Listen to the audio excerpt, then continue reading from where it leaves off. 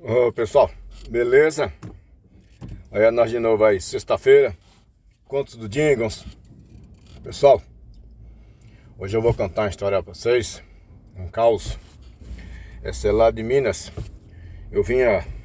Tô vindo aqui agora no Ceasa aqui buscar umas canas pra me levar para uns pessoal aí que mexe com garapa. Aí como tá meio trânsito aqui, eu já lembrei e falei assim, pô, tem um caso que eu escutava muito. Ele lá no... O pessoal lá em Minas cantava muito. E eu tenho um tio, parente do meu pai, que ele contou pra nós uma vez essa história. Diz ele que foi com ele que aconteceu, né? Quando ele contou isso, já era um senhor de mais ou menos uns 80 e poucos anos. É assim porque eu tô dirigindo, olhando e contando, tá, pessoal? Eu sei que isso não é certo, mas tudo bem. Mas antes de eu contar essa história, vocês não esqueçam não, tá? Se inscreva no canal Conto do Jingles, canal do YouTube. Toda sexta-feira é uma história diferente, um caos, uma história de assombração. Hoje eu vou contar um caos pra vocês. Não sei se vocês já ouviram falar de Corpo Seco. Corpo Seco, né, aquela parte de Minas lá no interior, geralmente é uma pessoa muito ruim, pessoa que não frequenta igreja, que não respeita pai, não respeita mãe, não respeita nada, e vai levando a vida assim, desse jeito, de qualquer jeito, sabe? Passando por cima de todo mundo, valentão, ignorante, fazendo muita coisa que não deve, né?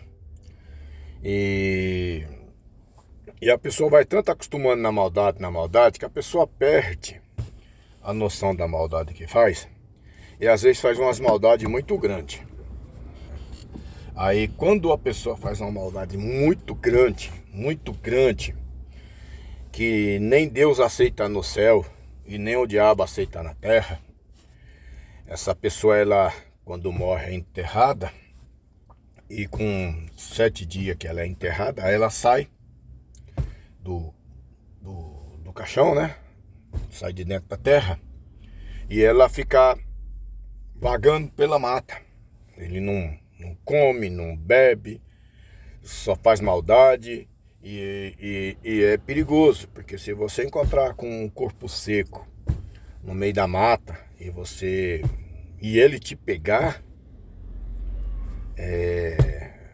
você também pode encomendar a alma já para Deus, porque dificilmente você escapa, né? Mas esse meu tio, ele contou pra gente, né, que ali na década de 50, chegando em 60, ele tinha um amigo deles de farra, que era um cara que não respeitava nada, não respeitava ninguém, era um cara ruim, esses caras bem valentão, né? E ele era o último filho, já assim, de umas pessoas mais idosas. E ele judiava muito do pai, judiava muito da mãe, não esquentava a cabeça com as coisas, não tava nem aí com nada. E ele era um cara de coração ruim, muito ruim demais.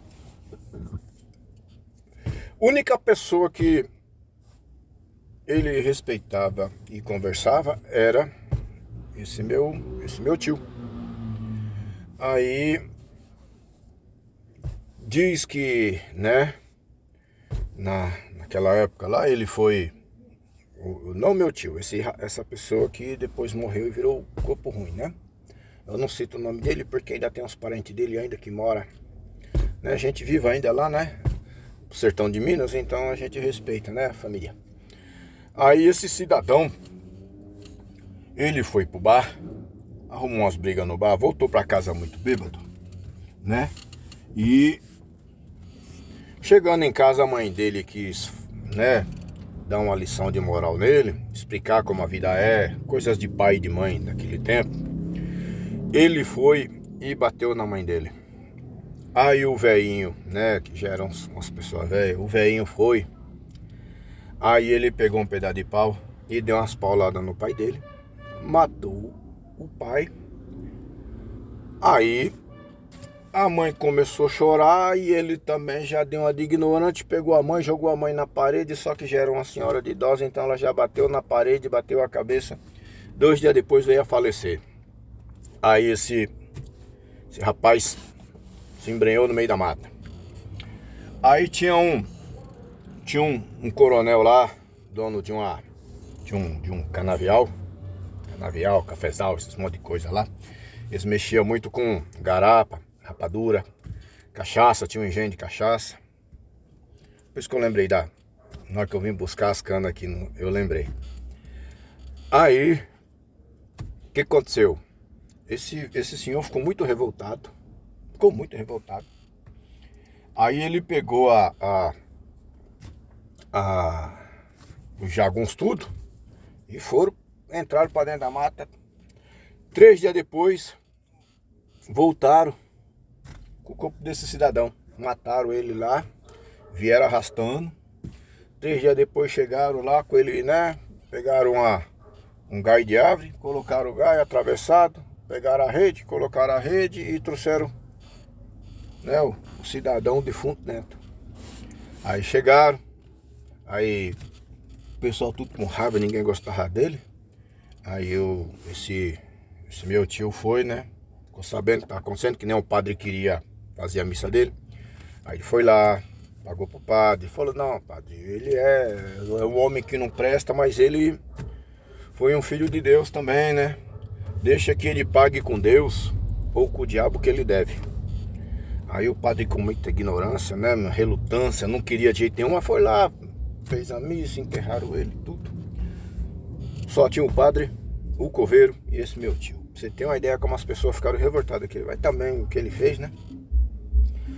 Rapaz, eu sei que passou os pessoal, né?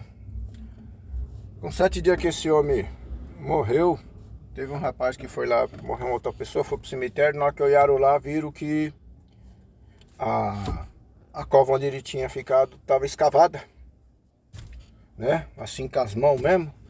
E o que tava lá dentro dava mais. Aí foram lá, chamaram a polícia, né? Foram lá, desenterraram tudo, abriram. Aí viu que tinha o caixão, tinha tudo, mas não tinha ele. Aí o que aconteceu? Aí ele foi, né? E ficaram todo mundo cabreiro. Pô, cadê o defunto que tava aqui, que não tá mais? Aí esse defunto, ele desapareceu.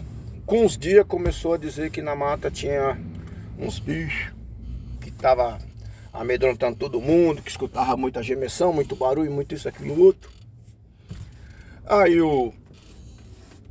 aquele pedaço da mata ficou assombrado, ninguém quis passar mais, porque os pessoal falou que lá, ele tava lá, que ele era o corpo seco. O pessoal tinha muito esse negócio na mente, aí já caiu na mente de todo mundo que quem tava lá era o corpo seco. Aí, rapaz, apareceu naquela época uma onça e tava comendo os leitãozinhos, os negócios tudo. Aí o pessoal tudo se preparou pra caçar, né? Aí foi pra todo canto, mas ninguém teve coragem de ir pra aquele lado. Aí o meu tio, né, pegou a espingarda, se armou direitinho, catucheira, tudo, né? Pólvora. Aí foi pro lado de lá. Aí na hora que ele tava passando assim perto da mata, aí ele escutou um barulho. Ô, fulano, aí chamou ele pelo nome. Ele escutou, foi lá, foi ver o que era. Aí na hora que chegou lá, ele viu, era o corpo seco. E esse corpo seco era assim, né, conforme ele diz, era um ser humano. Você vê que era um ser humano mesmo e tal. Só que era um ser humano assim, todo como se ele tivesse a pele, tivesse o osso, mas não tivesse mais a carne. A carne acabou, ele só... Aí ele, né, chegou e falou assim, grudou, né, passou, segurou o pé do meu tio não conseguiu andar.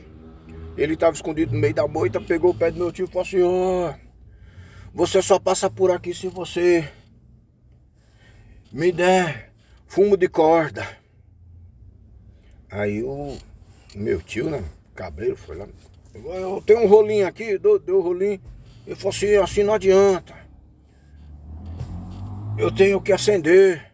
Aí meu tio pegou né, aqueles isqueirinhos que tinha de pedra antigamente, né? Deu isqueirinho de pedra pra ele.